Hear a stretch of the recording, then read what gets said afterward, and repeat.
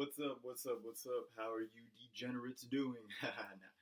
But yeah, shit, shit's boring now, man. Like, I never thought it would ever get this boring around here. Because I live in Houston, and a little over a couple years ago, Hurricane Harvey hit, and I was in the house for 5 days straight. And I mean, it just got boring. Yeah, sure, I have the PS4 and movies and Hulu and everything, but I can only enjoy that by myself for so long to where it to where it just gets boring. And then like maybe if I had a friend staying over, then that would be pretty cool.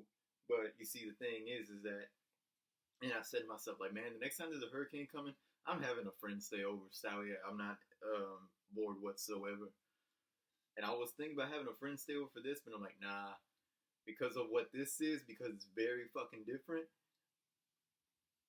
It's not worth taking the risk. Because yeah, I'm probably not gonna like get sick, but I could carry it, and I could possibly transmit it to like my grandma or something.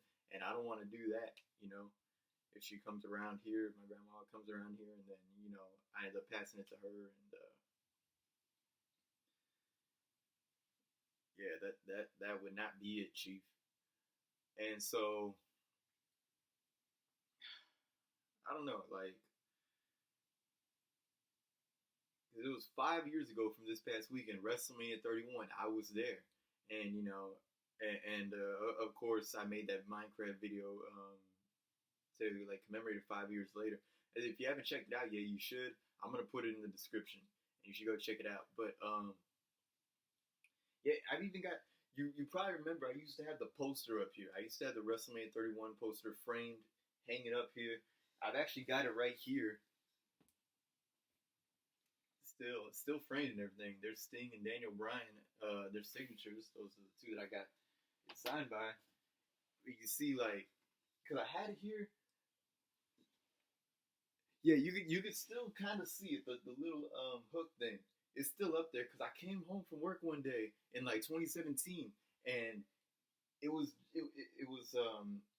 leaned up against the wall on the ground, and I'm like, what the hell? So I was like, okay, I guess it fell off. I hung it up. I went to the kitchen to go get something to drink, and literally like 2 minutes later, I heard something in my room again. I'm like, what the fuck? I come back. Yeah, so pretty much that hook is weak now. I've got like another one around here, but I don't know if I should hang it up again just yet. But I mean, it's been over 2 years. It's been like almost 2 years that's just been like sitting on the ground in the corner over there. And so, yeah, that was fun. I loved WrestleMania 31. You know, over 70,000 fans, and this year it's gonna have no fans.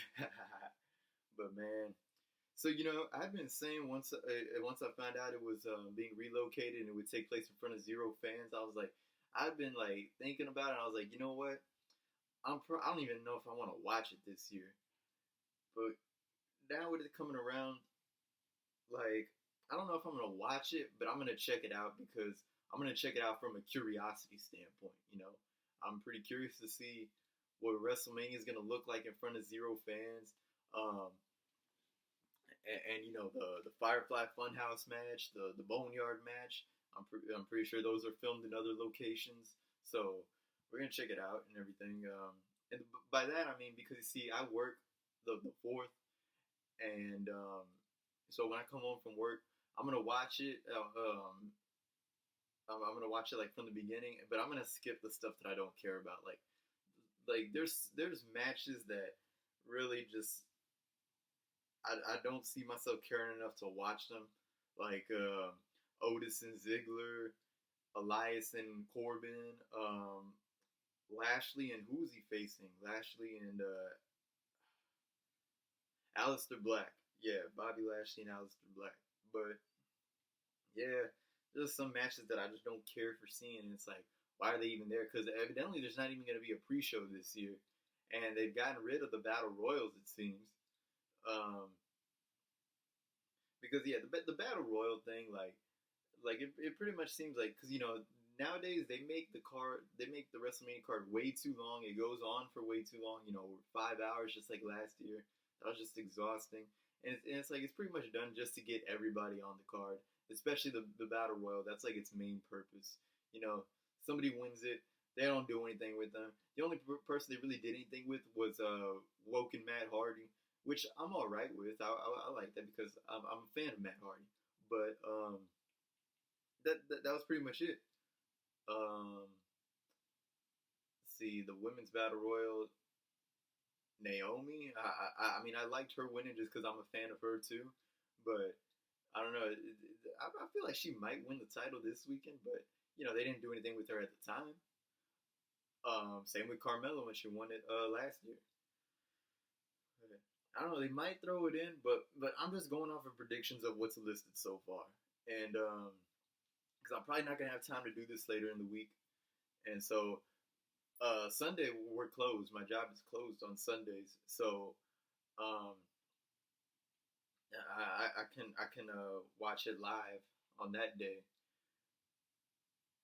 And it's funny because last Thursday my boss called me and my manager called me into his office, and so he asked me. He's like, "All right, Andrew, you study that that weekend off next week, right?" And I told him, "Nope, I actually deleted those requests." I said I did have something planned, but then COVID-19 happened, and so yeah, I'm just gonna work that weekend. And so, yep, I was originally gonna go to WrestleMania, but it's just not happening. Which, I mean, in a way, it might be a blessing in disguise because, I had to buy a new fucking iPhone on my birthday because my other one gave out on me literally 2 days before my birthday. And I'm like, and of course, during this pandemic, when all the Apple stores were closed, I went to the AT&T store to get a new one. But, because I didn't know, like, if everything was going to shut down. So I was like, I might as well get it now and everything. And then, my laptop, like, it won't let me update iMovie, so I'm gonna upload this like without inverting it because um when I showed you the WrestleMania poster it looked backwards. Yeah, because when I record on photo booth it's backwards. It's like mirrored, it's like I'm looking into a mirror. So like this right here isn't actually my left arm. This is actually my right arm. My right arm is the one that's tatted. And so yeah, I'm gonna upload this without inverting it, which I mean, it's not too big of a deal, but it is what it is. And so, um, and again, I'm not blaming WWE. I get it; they're following guidelines by the CDC, So I'm not blaming them, and I do respect wrestlers for at least putting on something. But I'm just saying that so I'm not blaming them. I'm just saying that because it's gotten to this point, I just don't care too much. Like I barely cared going into WrestleMania last year, and I care even less going in this year. Like it's crazy. And I mean, yeah, I feel like WWE maybe could have postponed it because I heard some wrestlers were mad too that Vince didn't just postpone it, and so yeah, and then Roman Reigns got pulled from the show. The Miz got pulled. So like, yeah, this whole thing is a mess. When I saw that, I was just like, yeah, they might as well just fucking postpone the shit because it really is just an all-out mess. But let's go ahead and get into these predictions here. As a matter of fact, I'm gonna talk about this shit.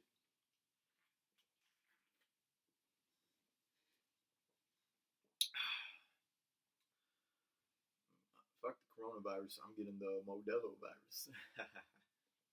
But yeah, let's take a look at these predictions. This card and everything.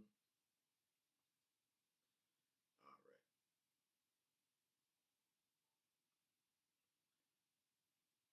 Let's see. We got Sami Zayn putting the Intercontinental title on the line against Daniel Bryan. So Sami like took it off of Strowman in that 3-on-1 match. Of course, he didn't do any work really. He just got the pinfall. He just picked up the scraps. Me personally, the Sami ship sailed for me a while back, and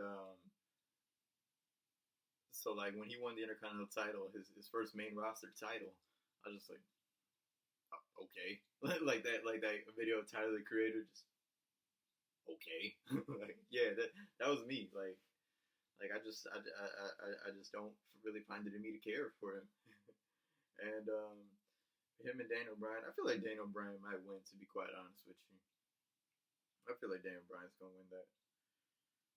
Um, Otis and Dolph Ziggler. So of course, another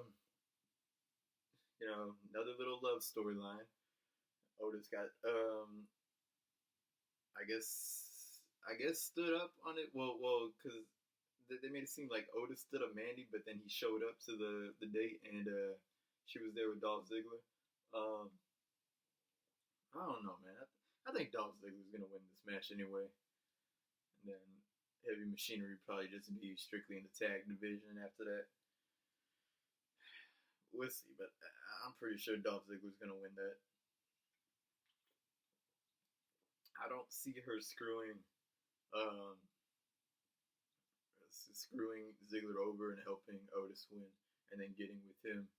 I mean, Dolph Ziggler's a blonde dude. I mean, he's got abs, I guess. So like, it makes sense for her to want to get with a guy like that.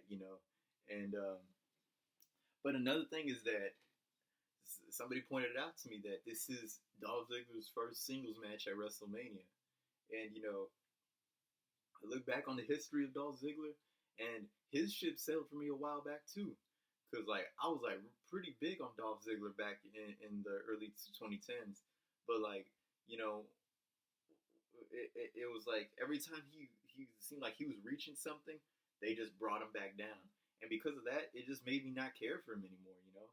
And so yeah, that's why I don't look forward to seeing Dolph in any World Championship picture ever again. Um, I think the last time he really had a possibility of being in the world title picture was Royal Rumble of 2015. He was pretty over going into that, and he was one of the people eliminated by Big Show and Kane. And then once they eliminated Ambrose, I was like, yeah, it's obvious Roman's winning now.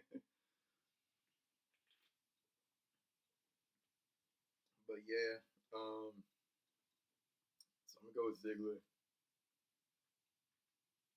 Uh, Street Profits versus Austin Theory and Angel Garza. So Andrade is sick too, from what I heard, and Andrade is the United States champion, and so they pulled him from the show too, and they're replacing him with Angel Garza, or not Angel Garza. He was with Garza to begin with. Austin Theory. They're replacing him with Austin Theory, and yeah, and so I like Andrade and everything, and so then and so I was like, yeah, I'm pretty sure Andrade's gonna get a push. I mean, he's marrying he's gonna marry Charlotte Flair, and we all know Vince likes the Flairs, so shit, just keep plowing her out, Andrade, and you're gonna get a push. And I think it is possible for him to get a world title push. Like I said, probably not anytime soon because he's still occupied with the United States picture.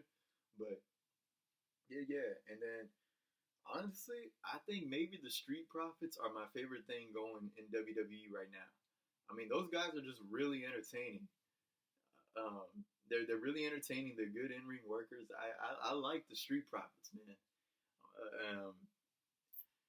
I want to get a shirt too. I want to get that shirt that looks like one of those old school Cash Money album covers. I want to get that one, and it says like "We want the smoke" or something like that.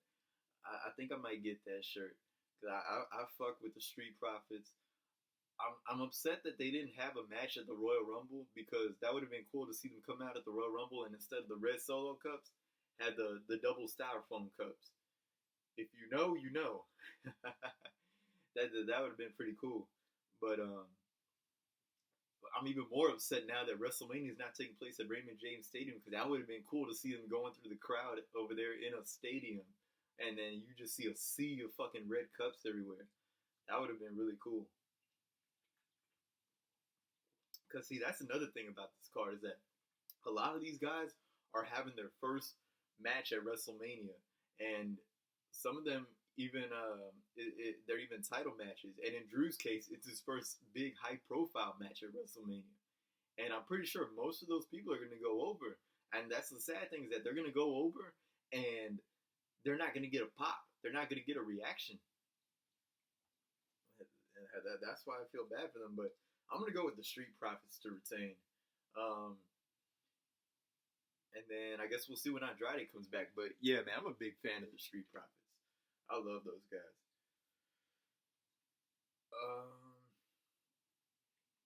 Let's see. We got Elias and King Corbin. I did see that one clip on YouTube where like they're like fighting on some kind of like that podium that Triple H would stand on and shit. They were fighting on that, and then Corbin knocked Elias down, and they edited it with the Mortal Kombat animations and everything. I thought that was funny, but I don't know. I think King Corbin's gonna probably go over in this one. Um, I mean, shit. He's quite honestly one of the best heels in the company. I mean, like because at the very least, I'm glad that they got rid of that suit attire for him. It's like, yeah, get rid of that. You know, he has a great entrance music. Um, he, um, he did shave his head. So I was like, yeah, dude, you're going bald. You got to get rid of that, man. Just let it go. And I mean, it don't look that bad. I mean, shit, it definitely looks better than him trying to hold on to that shit. And but yeah, I mean, he's obviously a good heel if he's getting fucking booed like a motherfucker by people. And to me, he's a different heel than Jinder Mahal was. Because Jinder Mahal, I just did not want to see him. But Baron Corbin, well, if I cared more about the product, then yeah, I tune in just to see who the fuck is gonna whoop his ass, you know. Um, I mean that match with Roman at the Royal Rumble, the Falls Count, that was pretty entertaining. Um, but now I'm gonna go with King Corbin on that one. I ain't got much to say about that. I ain't got much to say about this one either. Aleister Black and Bobby Lashley. I don't even think there was really a build for this. It's just two guys looking for a fight. And evidently Lana's still with Lashley. So they've already gotten Rusev out of the picture completely. Rusev and Liv Morgan. And so now fucking but Lashley and Lana are still a thing now. And I'm pretty sure Lashley's gonna win. And man, this is all just really depressing when it comes to Lashley because I remember when he came back in 2018, and me and a lot of people we were hyped to see him eventually go up against Brock Lesnar. And right now he just doesn't seem over enough to have that match. But he did say in like an interview or something, he said, "I'm gonna get that match one way or another." And I'd still be cool with seeing it, but they got to build it up right. And it don't even have to be a title match. I mean, I think that would be a pretty good fight, and just a straight up one-on-one slugfest between Lesnar and Lashley. Even back in like 2007, I wanted to see that. Of course, Lesnar was had left wrestling to get into the MMA world, but I was like, you know what, that might be a good fight. Cause one match around that time that I said might be a pretty good one to see was Lesnar and Batista. I was like, those two might have a pretty good fight too. But now Batista's retired, so shit, let's get the next best thing. Let's get Lashley, you know. But I'm pretty sure Lashley's gonna go over on Aleister Black. The Kabuki Warriors versus Alexa Bliss and Nikki Cross.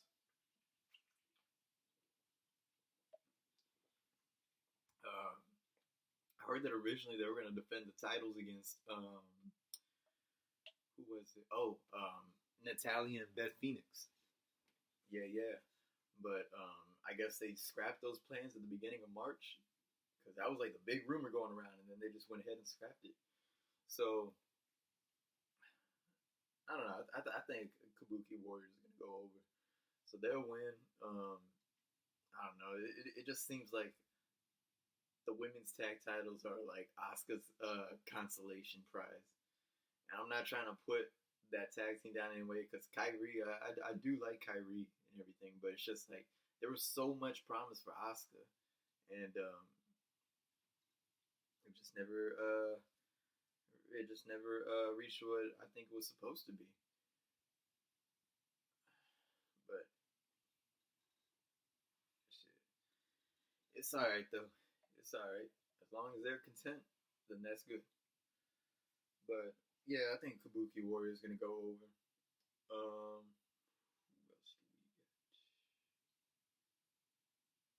God, this is a long card. I thought it was like almost done.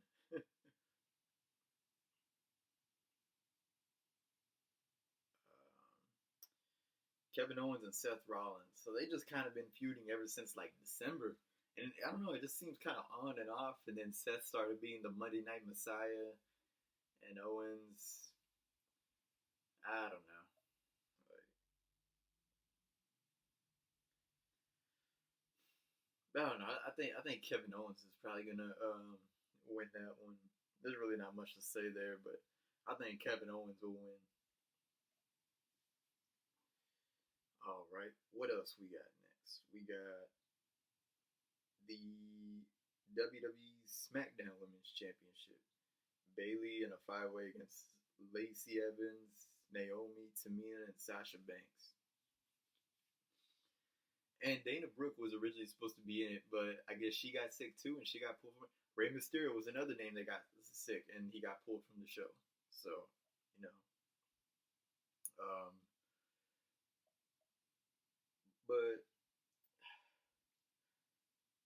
at first I thought Bailey was gonna defend the title against Naomi at WrestleMania. I thought it was gonna be a one-on-one Bailey Naomi at WrestleMania, and Naomi would win. But is it elimination or yeah, it's an elimination match.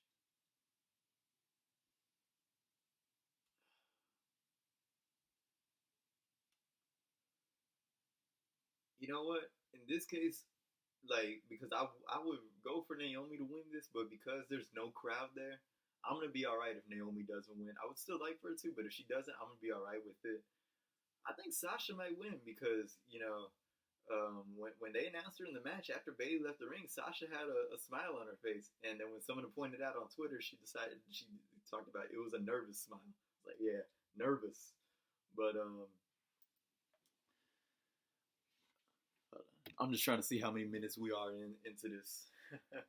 But I think I'm gonna go with Sasha. I might go with Sasha. It might be Bailey, Naomi, and Sasha left, and then Sasha screws Bailey over, and then it's Sasha and Naomi, and then Sasha beats Naomi, I think. So I'm gonna go with Sasha.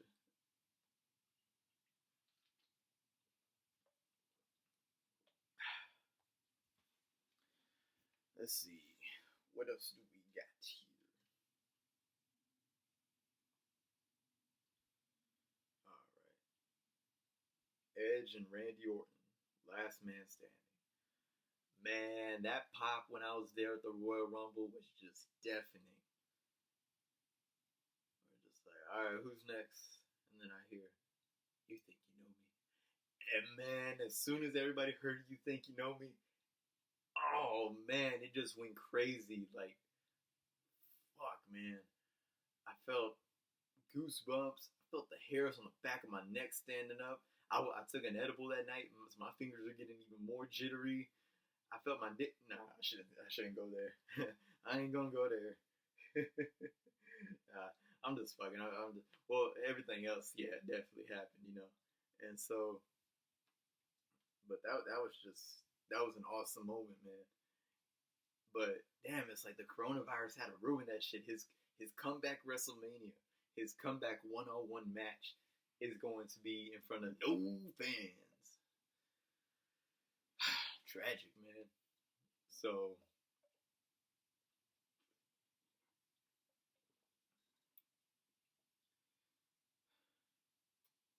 but I do like the build for it. The build's been entertaining, and of course Randy Orton, RKO, and his wife. uh,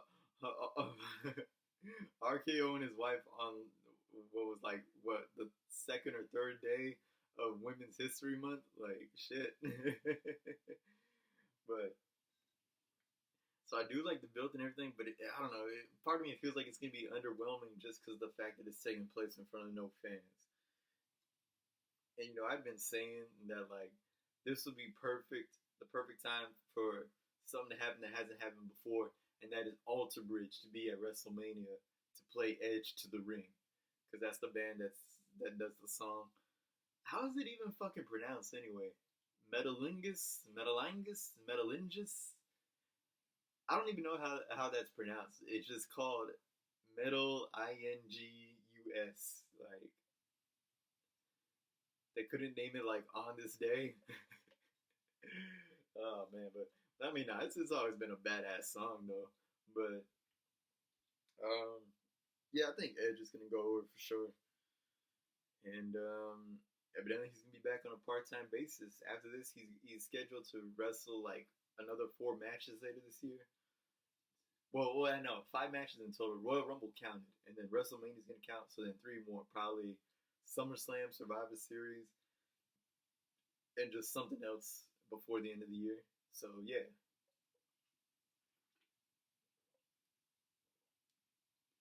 and I'm interested to see what happens because yeah, part of me knows that like WWE don't really give a damn too much about someone's health. They just in it for they just care about that money. Um, but at the same time, it's like I'm pretty sure Edge wouldn't come back. He wouldn't want to come back if he wasn't at least medically cleared. So I mean, I just hope the best for Edge. I just hope he doesn't fucking get paralyzed. I hope he doesn't even at the very least get hurt again. Cause yeah, he went through a lot in his original run of his career, man. And I don't know if he's gonna have another run as the champion. I think they might put him in the picture at least and chase the title. But as for if he's gonna actually win the title, I don't know. But hey, only time's gonna tell. But yeah, I say Edge beats Randy Orton in Last Man Standing. Um, Miz and Morrison versus New Day versus Usos. Triple threat ladder match for the title. So from what I heard was that Miz got sick, and so then what they're gonna do is they're gonna have Morrison compete solely for his team. Oh man, do I see Morrison being enough of a Superman to win the match all by himself? I don't want the New Day to win. I would love for the Usos to win. Um, you know what? I'm gonna say Morrison pulls off a miracle. So I'm gonna go with the team of Miz and Morrison, even though it's gonna be just Morrison because of what I heard on the dirt sheets and everything. Miz got sick. Yep. Let's see. Let's see.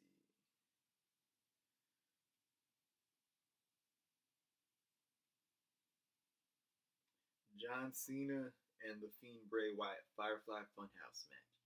I was excited when this match was originally announced because I'm like, damn, you know what? I think this might be John Cena's retirement match. I was like, it's taking place in Tampa where he currently resides.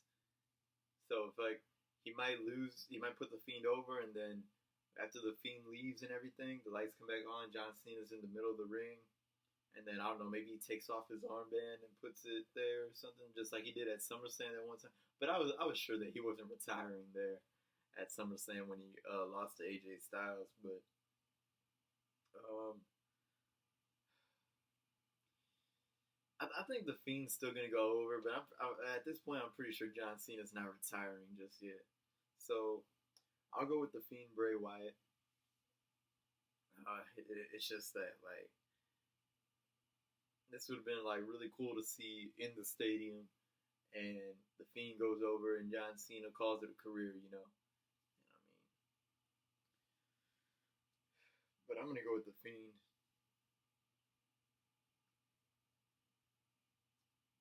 Charlotte Flair and Rhea Ripley NXT Women's Championship. Charlotte Flair won the Women's Royal Rumble this year, and she chose to go after the NXT title, which I'm glad because when she won and realizing she was on Raw, I'm like, man, if she goes after the fucking Raw title, we got to see another Charlotte and Becky match, man. Because I was like, if that was gonna be the case, then I would have been okay with Charlotte winning the Rumble if Asuka beat Becky, which of course a lot of people know I'm off the, or I was never really on the. Well, I'm gonna get to the Becky thing in a little bit when we get there. Um, and so like But then she went after Rhea Ripley, so I'm like, all right, I'm all right with that.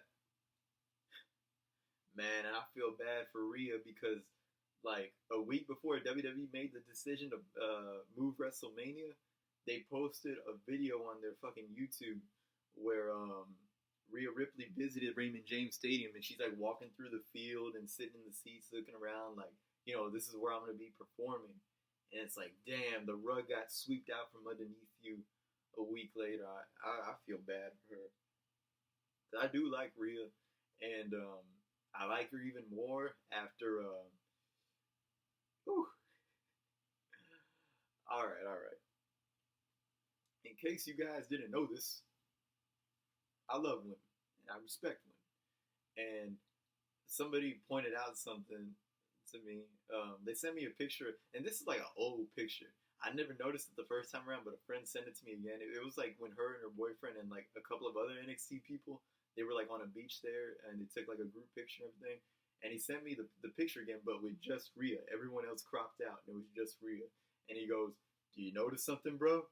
And then I looked at it closely, and I'm like, "Yo,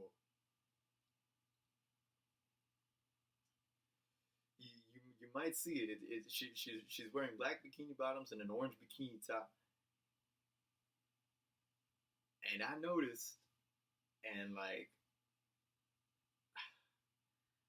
I don't know, this is just kind of my weakness when it comes to some women.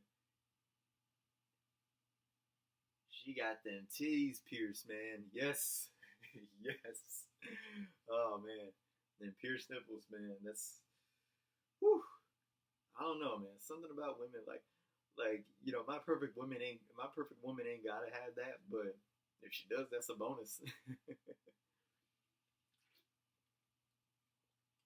So I'm like, yep, she might be my favorite now. Yeah, but nah, like looks aside, and she is very attractive, and like I said, she's even more attractive to me now because of the pierced nipples. But that aside, she is a pretty good worker and everything, and I honestly see her going over on Charlotte. But I wouldn't be surprised if Charlotte goes over either. But fuck it, my prediction is going to be Rhea. I'm gonna go with Rhea. Um, but if she doesn't win, then I'm gonna be okay with that because hey, at least if she lost, it was going to be in front of a crowd of zero. But I'm still going with Rhea Ripley anyway. So yeah, I choose Rhea Ripley to defeat Charlotte Flair and retain that championship. What do we have next?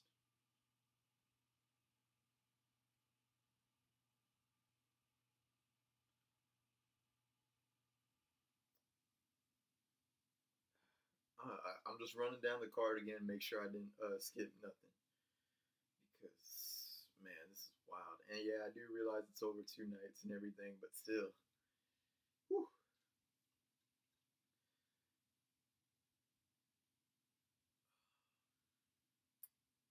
Okay.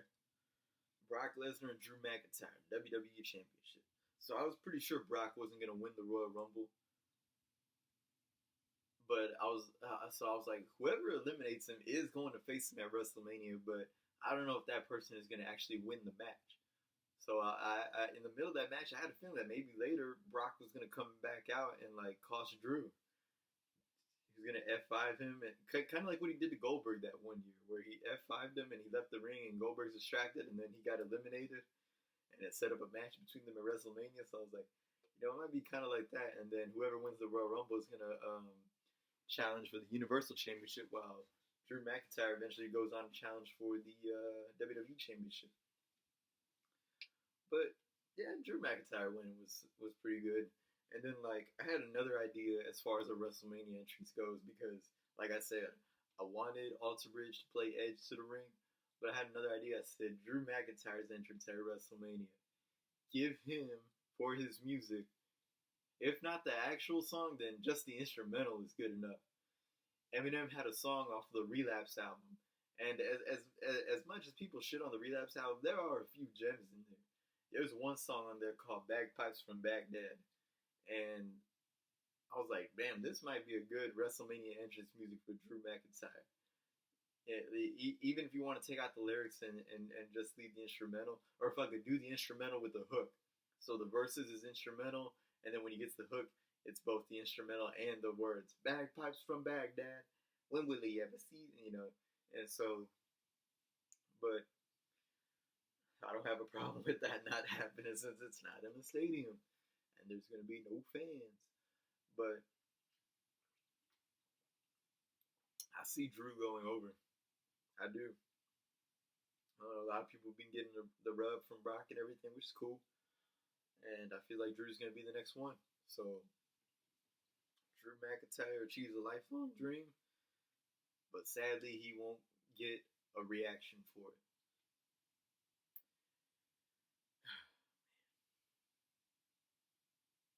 All right, next up we got Becky Lynch and Shayna Baszler. Shayna said on a promo on Raw, she said, "Becky, I'm gonna tear the living shit out of you." I was like, damn. But yeah, like I said, as far as the Becky thing goes, I said in my Royal Rumble prediction that I was never really big on the whole the man thing to begin with. Even when she first started calling herself the man and started coming out with the generic ass shirt that said the man, um, I was never big on that. Um, I did go to a meet and greet the weekend of Elimination Chamber 2019 for it, but that was just because I wanted to get a video for a friend of mine. That was it. Other than that, I most likely would not have gone. And yeah, I don't know. Like the Becky thing is, it seems like she tries too damn hard, in my opinion. And then yeah, what gets worse is that you got these female fans that are like around my age or a little younger, and they'd be like, "Oh, she's the female Stone Cold Steve Austin." Like, why? Just because she's got a rebellious attitude? I'm drinking a beer right now. Does that make me the Mexican Stone Cold Steve Austin? I don't think so. But yeah, like I said, and I said this in the Royal Rumble prediction video. I said I could go to up to 10 random people at my gym. 10 random people. I can't do it the whole way because I'm holding the beer. 10 random people at my gym, and I could ask them like, you know, do you know who Becky Lynch is? And I'm probably gonna get some strange looks. I'll be lucky to get one person to say yes. I'll be really lucky if I get two people to say yes. Now, if I ask those same 10 people, you ever heard of Stone Cold Steve Austin? The majority of them will know who that is. I'll be like, yeah, he was like the most popular wrestler in WWF, WWE, back when it was like its popularity was at its peak. Like, yep. And I mean, because see, here's the thing about like a lot of these wrestlers these days is that yeah, they're not really over in the mainstream world, but like that's not to take away from them and everything. But I'm just saying like the fans who like think like, oh, I gotta follow back or a tweet or a retweet or a like from a wrestler, that means that I'm on another level. Like, hardly anyone else at your school or that follows you. Well, assuming that you posted on like maybe your personal or something like that instead of like a fan page, or like most people on your personal don't follow wrestling. Like, nah, they ain't gonna look at you like you on another level.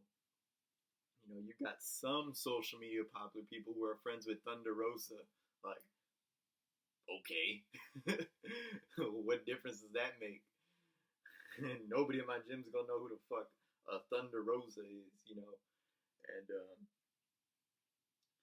but nah, the Becky thing, I was never big on the whole the man thing. Um,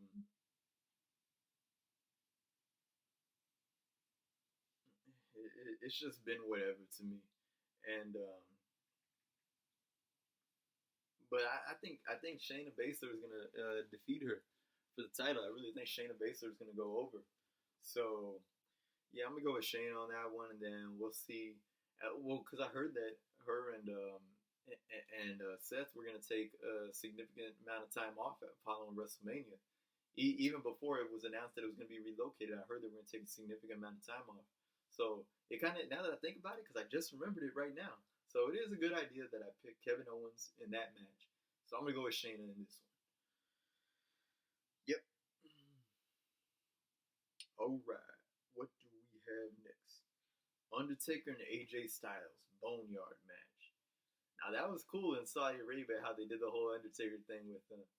But again, like it's gonna be weird watching WrestleMania and hearing the gong, and then like there's no fucking huge pop from the crowd. Oh man. But a Boneyard match, like, is that also a Buried Alive match, or is it just like a one-on-one no disqualification match that's gonna take place at a cemetery? I don't know. Because like if it is a Buried Alive match, if it does turn out that it's a match where you actually have to bury your opponent, then you might as well have called it a Buried Alive match to begin with to avoid all this goddamn confusion. And I noticed lately, Undertaker been donning a new look. When he showed up at the Performance Center, he he came to the ring. He came with his normal music and everything, but he came walking like fast walking to the ring, and he was wearing a beanie. He was wearing a skull cap, and I was like, okay, a little bit of American Badass look. And then there was that promo he cut this past Monday on AJ Styles, where it looked like they were in a graveyard, and yeah, he wasn't he wasn't dressed like his typical Undertaker self. He was wearing the leather jacket, the jeans. He even had the chain on his jeans. You know that chain dangling from there. He had that. He was wearing another skull cap again, and so yeah, you know I'm getting some American Badass vibes from this guy. And you know when he was the American Badass, he seemed more human. He seemed more like his actual real life self and everything. And of course, they're mentioning Michelle McCool and all that. And he even said, you know, maybe you're just jealous because she does the Faith Breaker better than you do the Styles Clash. I'm like, damn. And yeah, he called AJ by his real name. He called him Alan Jones. And just like AJ called him Mark Calloway. Like, because you see, when they really started to make the Undertaker seem more human recently, I wasn't really big on it because I'm like, God damn it, like this man has a Twitter and an Instagram now. I'm like, man, I'm not supposed to know that this guy has a Twitter and Instagram. Even when John Cena was cutting his promos to get him to show up for the match at 34, he said, you know, if you were broken down, you wouldn't be posting workout videos on your wife's Instagram. I'm like, come on, John. And then I was like, come on, AJ, come on, Twitter and Instagram. Like, I'm not supposed to know. And come on, Taker himself. Like, I'm not supposed to know that this guy lives a normal life just like the rest of us. I'm supposed to see this man as a guy who lives in the hot ass desert of Death Valley and only comes out whenever it's time for him to wrestle someone. That's how I'm supposed to know the Undertaker. But nope. You made it clear that this is a man who lives in Austin, Texas, lives a normal life just like you and I. Like, oh man.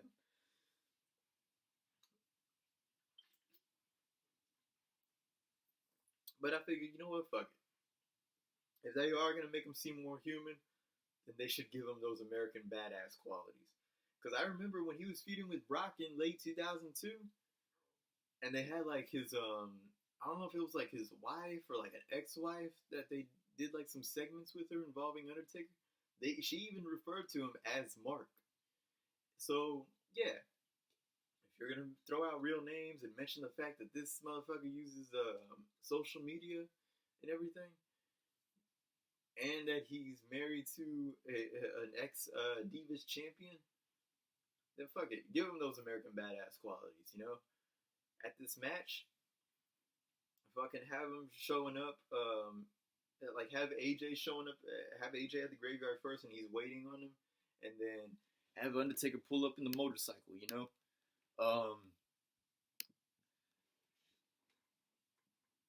was gonna say otherwise, if this is at the stadium, then he can go full American Badass, pull up on the motorcycle, and come to the ring playing with Limp Bizkit rolling, playing, keep rolling, rolling, rolling, rolling. Although my dream American Badass theme song for him would be DMX, Get It on the Floor. Check out that song. DMX, Get It on the Floor. It's actually a single of his. But like give it the intro too from the rolling theme. The gong, the footsteps, and then the dead man walking. And then another gong, and then, just get it on the floor. Get it on the floor. You don't want to party, then your ass gotta go. That would be pretty cool. I always felt like that song would fit the Undertaker's American Badass character if he would have another run as the American Badass. But in this case, like, yeah, if he's just pulling up on a motorcycle, unless he's carrying like a Beats pill or something, a JBL Bluetooth speaker or something, then nah, you can't really do that. You can't really have him have a music. Or unless he pulls up in like an actual car. What would the Undertaker drive? Maybe a pickup truck. As far as a car goes, I could see him driving either a Dodge Charger or a Ford Mustang. I could see him driving one of those, and then have the song playing. Either "Rolling" by Limp Bizkit or "Get It on the Floor" by DMX.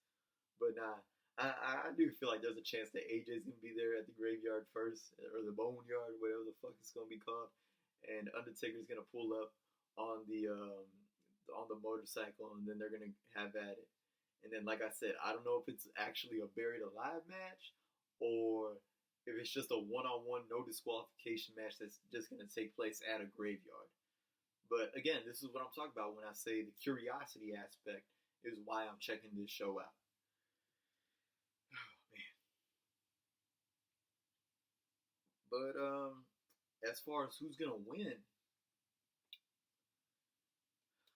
if AJ was gonna win, I feel like it would fit a lot more taking place in front of a crowd of 70,000. So I'm gonna go with the Undertaker here. Whether the match ends by pinfall, submission, or buried alive, I'm gonna go with the Undertaker.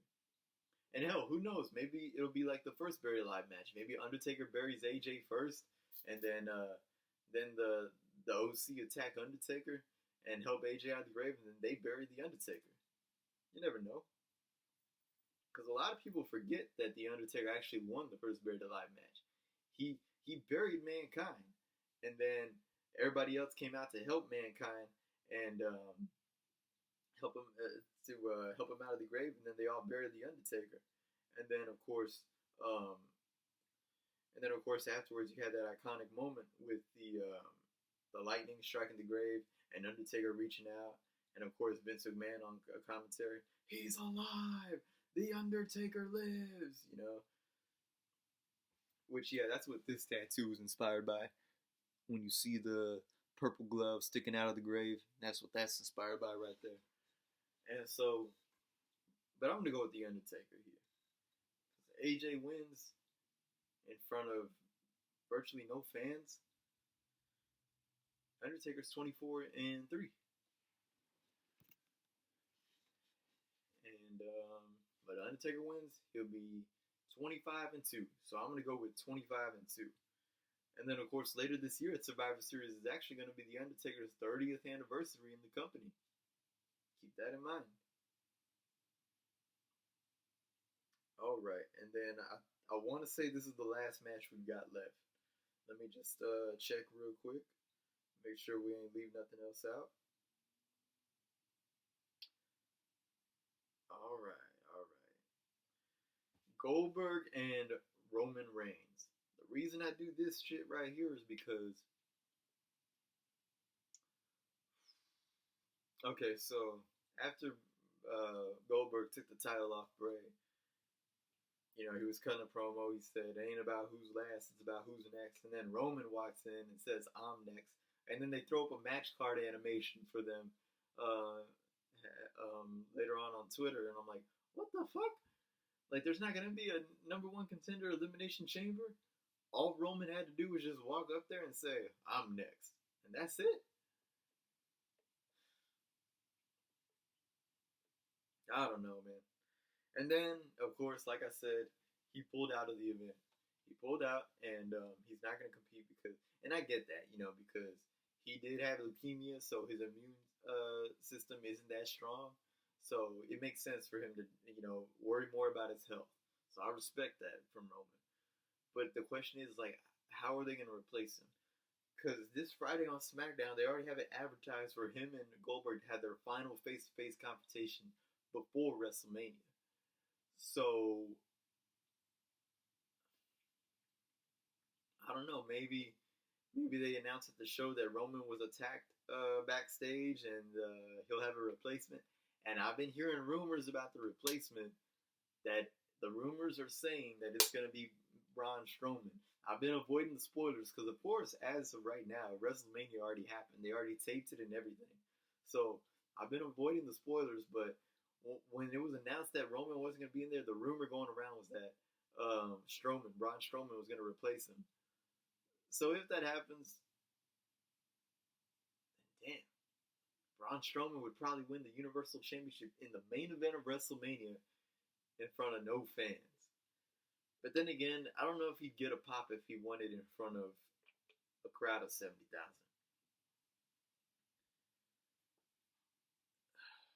Because at this point, because when this event was originally held at Raymond James, I was like, okay, the main event's going to be Goldberg and Roman Reigns. But now, I'm not entirely sure. Maybe Brock and Drew could main event. But as far as the Universal Championship match goes, I'm gonna go with Goldberg's opponent, whoever it may be, and I'm predicting it's gonna be Braun Strowman.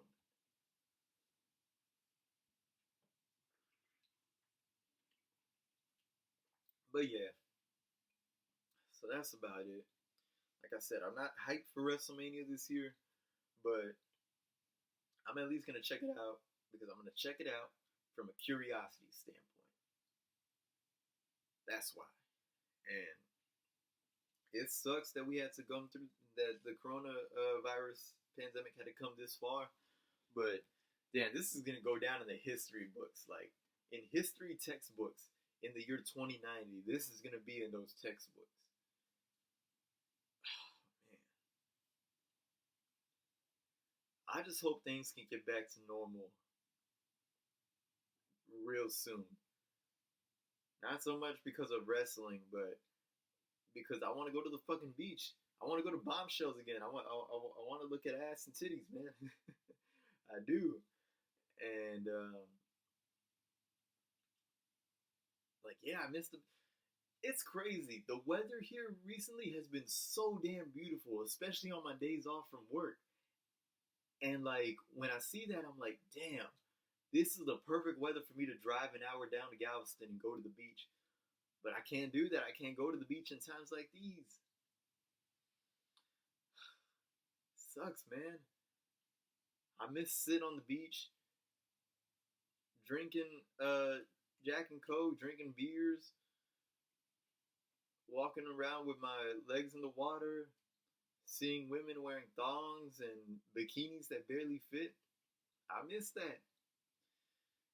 And I just hope that this thing clears up while there's still enough time to enjoy beach weather, and that way I can get back to enjoying that stuff.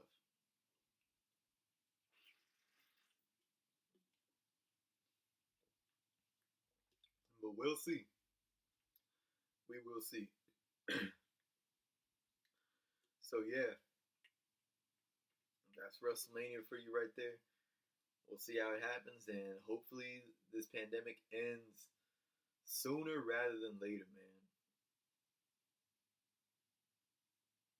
I did not picture it getting this worse, and the scary reality is it can actually get a lot worse than this. Yes, it can. But it's all a matter of we're gonna find out. I don't know when, but we're gonna find out. So peace out, and as always, wash your goddamn hands.